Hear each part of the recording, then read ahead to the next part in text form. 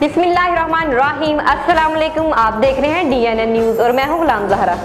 अब रुख करते हैं खबरनामे की तरफ। साबिक वज़ीर-ए-आज़म मियां मोहम्मद नवाज शरीफ का दौरा कोयटा तय पा गया।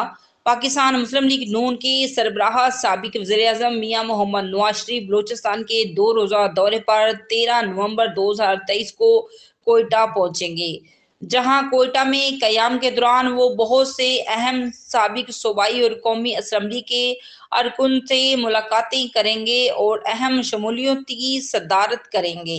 13 नवंबर को मियां मोहम्मद नवाज शरीफ शेख जाफर मंदोखेल की जानिब से दिए जाने वाले अशाए में शिरकत करेंगे। रिपोर्ट ब्यूरो चीफ नसीम अला मगर, TNN न्यूज, कोयटा। अब तक के लिए इतना ही। मज़ीद खबरों के लिए हमारे साथ रहिए।